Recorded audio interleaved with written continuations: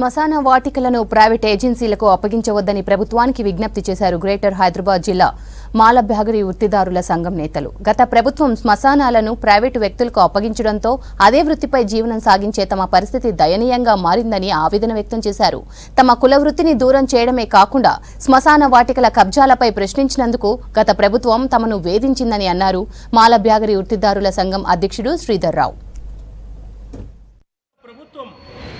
శ్మశానాల అభివృద్ధి పేరిట మా నుంచి తీసుకొని అభివృద్ధి పరిచిన శ్మశానాలు ప్రైవేట్కు అప్పగించడం జరిగింది.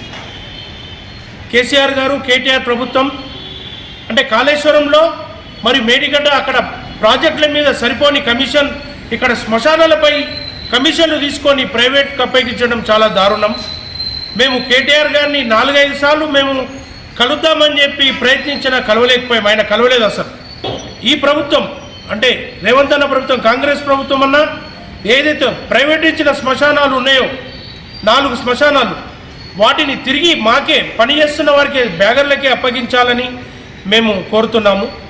మరియు పంజాగుట్ట శ్మశానాన్ని ఆనుకొని ఉన్న టైమ్ స్క్వేర్ అనే ఒక కమర్షియల్ కాంప్లెక్స్, అది ఆల్రెడీ శ్మశానాల్లో ఆక్రమణకు గురై కట్టారు. అది సరిపోనట్టు మరియు ఇప్పుడు ఒక 1000 గజాల వరకు శ్మశానాన్ని కబ్జా చేస్తున్నారు. 1000 గజాలు శ్మశాన్ని కూడా ప్రహరీ కూల్చి వాళ్ళు లోపలికి జరిగి 1000 గజాలు 1000 నుంచి పైనే గజాలు కబ్జా చేస్తున్నారు.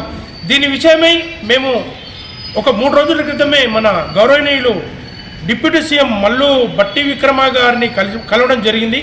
సార్కి వినతి పత్రం ఇవ్వడం జరిగింది. ఆయన చర్య తీసుకుంటా అని చెప్పి